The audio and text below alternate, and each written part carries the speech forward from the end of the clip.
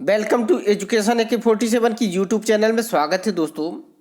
इस वीडियो में बात करने वाले हैं दोस्तों संख्या पद्धति के बारे में, जिसमें जो है काफ़ी ज़्यादा कॉम्पिटिटिव एग्जाम में पूछा जाता है, जो कि जो है दोस्तों काफ़ी ज़्यादा इम्पोर्टेंस भी रहता है।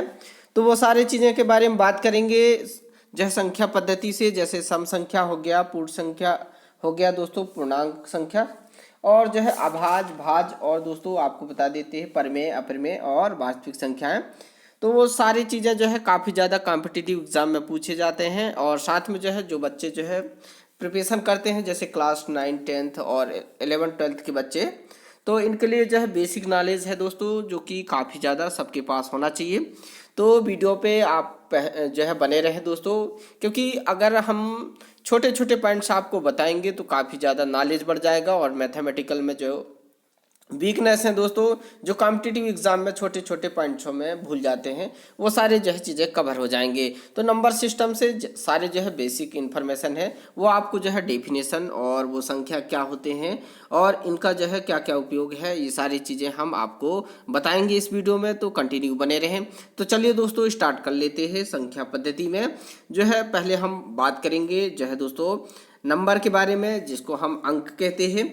तो दोस्तों आपको सभी को पता होगा कि जो है 0 से लेके जो है 9 तक के जो सारी संख्याएं होती हैं दोस्तों, जैसे कि 0, 1, 2, 3, 4, 5, 6, 7, 8, 9, ये सारे जो है मिलकर जो है दोस्तों एक जो है 10 संकेतों का जो है प्रयोग होता है, जिससे अंक गणित जो है मैं जो है सभी संख्याओं इन्हीं संख्याओं से बनती है। तो ये सारी चीज़ें आपको याद रखनी होगी। अंक गणित में हम 0 से लेके 9 तक के जितने संख्या होते हैं, ये सारे के बारे में जो है जानकारी प्राप्त करते हैं। और इन्हीं संख्याओं से जो है दोस्तों जो है मिलकर एक अंक गणित का निर्माण होता है। और इन्हीं अंकों से जो है हम जैसे 10, 11, 12, 19, 17, ये सारी चीज़ें हम लिख सकते हैं। तो ये सारी चीज़ें आपको याद रखनी होगी।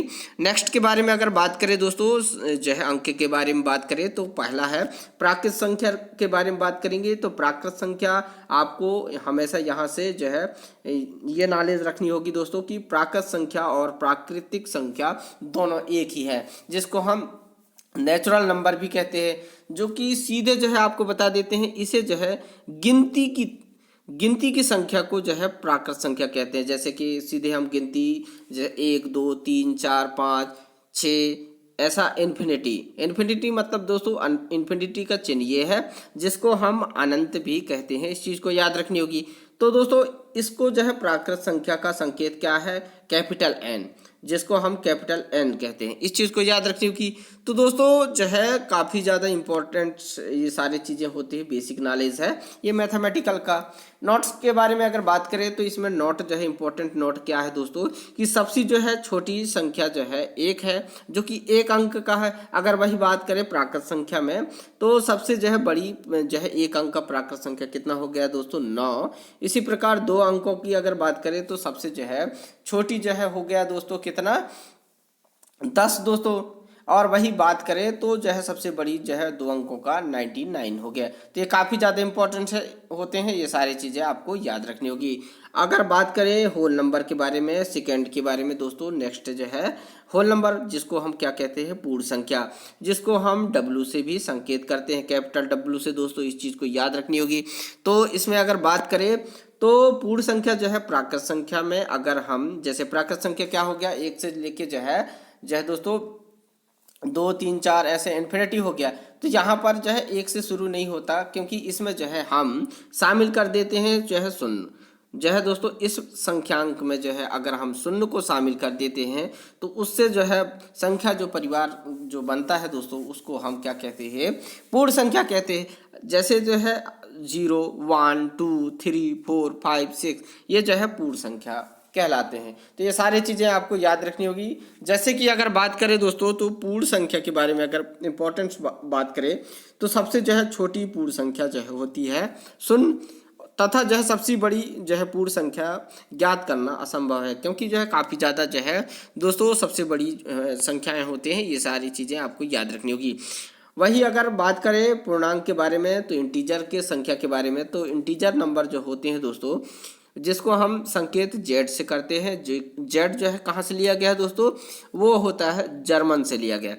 तो जर्मन से जब लिया गया है जेड शब्द, तो दोस्तों इसका नाम जेहलिन, और जेहलिन का अर्थ होता है क्या दोस्तों, आपको बता देते हैं। जेहलिन का अर्थ होता है गिनना। इस चीज को याद रखनी होगी, क्या होता है, गिनना।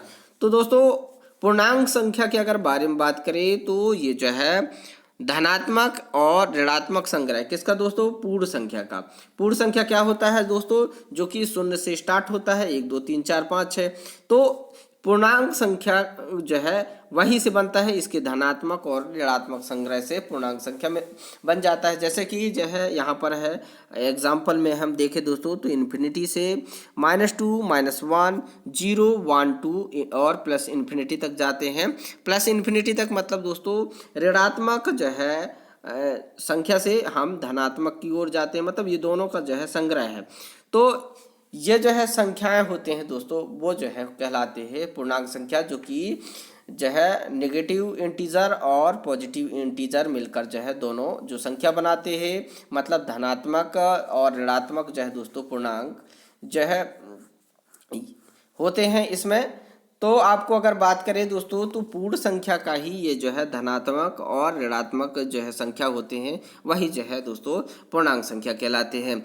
तो दोस्तों ये जो है दशमलव नहीं हो सकते, ये इम्पोर्टेंट है, इस चीज़ को याद रखनी होगी। अगर बात करें दोस्तों इसके बारे में, तो धनात्मक जो है दोस्तों पूर्णांक जो है जिसको हम इंटीजर जो है पॉजिटिव इंटीजर कहते हैं, जो कि 1 2 3 से लेकर जो है दोस्तों प्लस जो है इन्फिनिटी तक जाते हैं, जैसे कि 1 2 3 4 से लेके जो है अनंत तक जाते हैं। वही अगर बात करें दूसरा जो है, दो प्रकार के होते हैं, उसमें पहला हमने धनात्मक पूर्णांक के बारे में बात करें और दूसरा है ऋणात्मक पूर्णांक।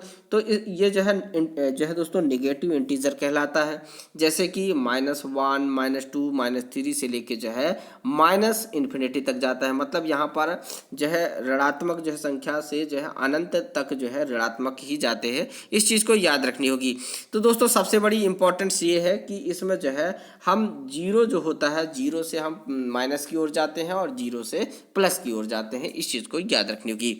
तो दोस्तों नेक्स्ट है, बात करने वाले हैं इवन नंबर के बारे में, जो कि काफ़ी लोगों को कन्फ्यूजन भी हो जाता है, जो कि छोटे बच्चे भी पढ़ने वाले इनको भी प्रॉब्लम हो जाता है।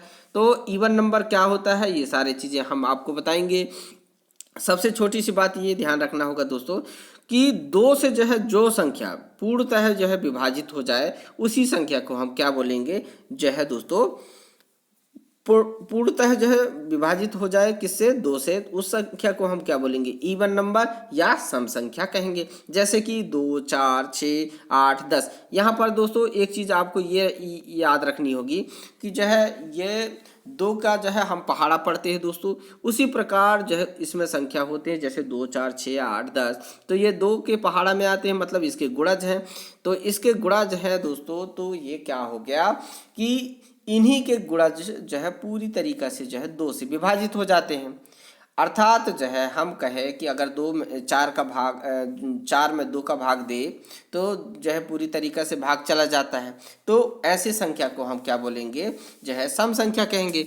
आपको ये याद रखना होगा कि जो है सम संख्या जो है शून्य नहीं हो सकती, इस चीज़ को याद रखनी होगी। तो दोस्तों जो 2 से पूर्णतः विभाजित हो जाते हैं, ऐसी संख्या को क्या कहते हैं, इवन नंबर कहते हैं, सम संख्या कहते हैं, इस चीज़ को याद रखनी होगी। नेक्स्ट के बारे में बात करें दोस्तों, तो आपको बता देते हैं ओड नंबर, जिसको हम विषम संख्या कहते हैं, जो है 2 से पूर्णतः विभाजित ना हो, अर्थात जो है वह स्वयं के संख्या से पूर्णतः विभाजित हो जाए, ऐसी संख्या को हम क्या बोलते हैं दोस्तों, विषम संख्या। याद रखनी है क्या दोस्तों कि 2 से जो है पूर्णतः विभाजित ना हो, अर्थात वह स्वयं की संख्या या 1 से पूर्णतः विभाजित होता है, ऐसी संख्या को हम क्या कहते हैं, जो है दोस्तों विषम संख्या। इस चीज़ को याद रखनी होगी। जैसे कि 1 3 5 7 डैश डैश जो है इन्फिनिटी तक हम जितने भी नंबर जाते हैं दोस्तों, जिनके अंतिम में जो है 1 हो 3 हो 5 हो इकाई के अंक में, तो उसको हम क्या बोलते हैं, विषम संख्या कहते हैं। तो ये काफ़ी ज़्यादा इंपॉर्टेंट है। नेक्स्ट के बारे में अगर बात करें दोस्तों तो भाज्य संख्या, तो इसको हम कंपोजिट नंबर भी कहते हैं। तो ऐसी प्राकृत संख्या जो एक एवं अन्य किसी संख्या से जो है विभाजित हो जाए, अर्थात यह जो है पूर्ण जो है दोस्तों ये एक एवं जो है और अन्य संख्या का अपवर्तक हो। अपवर्तक का मतलब दोस्तों जो कि एक और जो है और संख्या से पूर्णतः विभाजित हो जाए, ऐसी संख्या को क्या कहते हैं हम? भाज्य संख्या। भाज्य संख्या का मतलब जो है हो गया दोस्तों, जैसे कि हम यहाँ पर देख रहे हैं कि 4, 6, 8, 10 जो है ये एक प्रकार का जो है दोस्तों 2 से विभाजित होने वाली संख्या है। तो हम यहाँ पर डेफिनेशन ये समझेंगे कि 2 से जो है जो पूर्णतः विभाजित हो जाए ऐसी संख्या को हम क्या बोलेंगे दोस्तों? भाज्य संख्या कहेंगे। अर्थात ये जो है 2 या जो है दोस्तों 2 या 1 मतलब 2 अपवर्तक होंगे, एक या अन्य जो है और संख्या से विभाजित हो जाए, ऐसी संख्या को जो है हम भाज्य संख्या कहेंगे। तो दोस्तों यहाँ पर अगर नोट पॉइंट्स ये देखें तो भाज्य संख्या जो है 1 से 100 तक में हम गिने तो कितने भाज्य संख्या मिलेंगे हमें? 50। इस चीज़ को याद रखनी होगी। नेक्स्ट के बारे में बात करें तो प्राइम नंबर कहते हैं दोस्तों, जिसको हम अभाज्य संख्या कहते हैं। तो प्राइम नंबर जो है ऐसी प्राकृत संख्या को कहते हैं जो एक एवं स्वयं के संख्या से पूर्णतः विभाजित होती हो, अर्थात जो है इनके अलावा जो है किसी अन्य संख्या से पूर्णतः विभाजित ना हो। मतलब एक और स्वयं की संख्या से के अलावा, जैसे हमने ले लिया यहाँ पर जो है दोस्तों 3 को हम विभाजित कर रहे हैं तो दोस्तों ये जो है 1 से होगा या तो 3 से होगा। तो ये जो है जो संख्या होगा दोस्तों यह जो है स्वयं की संख्या से विभाजित होगी या तो 1 से, और हम अगर किसी और संख्या से विभाजित कर रहे हैं जैसे 3 को 2 से कर रहे हैं तो ये 2 से विभाजित नहीं हो रहा है, तो ऐसी संख्या को क्या बोलेंगे दोस्तों? अभाज्य संख्या। अर्थात जो है जो 2 से जो है पूर्णतः विभाजित ना हो, ऐसी संख्या को हम क्या बोलेंगे दोस्तों? अभाज्य संख्या। जैसे हम 3, 5, 7, 11, 13 ये जो है 2 से विभाजित नहीं होंगे, इसलिए जो है इन संख्या को जो है अभाज्य संख्या कहते हैं। आपको ये पता होना चाहिए दोस्तों कि अभाज्य संख्या जो है 1 से 100 तक में जो है दोस्तों कितने अभाज्य संख्या होते हैं? 25 अभाज्य संख्या होते हैं, और भाज्य संख्या कितने होते हैं? 100 होते हैं। इस चीज़ को याद रखनी होगी। नेक्स्ट के बारे में अगर बात करें तो दोस्तों परिमेय संख्या। परिमेय संख्या के बारे में बात करें, इसको इंग्लिश में बोलते हैं दोस्तों रेशनल नंबर में, इस चीज़ को याद रखनी होगी दोस्तों। इसके बारे में अगर बात करें तो रेशनल नंबर संकेत जो है इसको हम क्यू से कहते हैं, इस चीज़ को याद रखनी होगी। ऐसी संख्या जिसे हम p/q के रूप में जो है लिखा जा सकते हैं, जिसमें जो है q नॉट इक्वल टू 0 हो, ऐसी संख्या को जो है दोस्तों परिमेय संख्या कहते हैं। जैसे कि 1 बटे जो है दोस्तों 3, 5/7 इत्यादि जो है संख्या को जो है हम क्या कहते हैं? जो है परिमेय संख्या। मतलब जो है p/q के रूप में लिखते हैं। मतलब p/q मतलब जो है दोस्तों जहाँ पर p जो है दोस्तों आपका जो है नमरेटर होगा और q होगा जो क्या होगा जो है दोस्तों डिनोमिनेटर। मतलब यहाँ पर नमरेटर और डिनोमिनेटर का मतलब होता है जैसे कि दोस्तों 1 बटे जो है 3 है, यहाँ पर 1/3 में जो है नमरेटर मतलब अंश 1 होगा और डिनोमिनेटर मतलब जो है यहाँ पर 3 जो होगा हर होगा। तो इस चीज़ को याद रखनी होगी। अगर हम यहाँ पर जो है दोस्तों q नॉट इक्वल टू 0 अगर हम यहाँ पर 0 कर देते हैं दोस्तों तो ये जो है संख्या क्या हो जाती है? अनंत हो जाती है।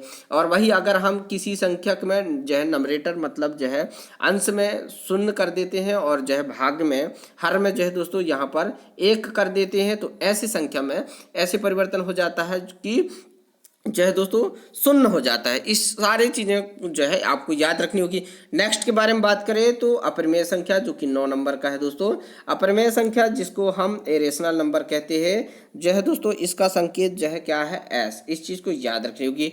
तो ऐसी संख्या जिसे जो है हम p/q के रूप में नहीं लिखा जा सकता, ऐसी संख्या को जो है अपरिमेय संख्या कहते हैं। जैसे √3 मतलब वर्गमूल, इसको क्या बोलते हैं दोस्तों? वर्गमूल, और इंग्लिश में रूट कहते हैं। तो ये जो है वर्गमूल 3, वर्गमूल 7 और ये पाई।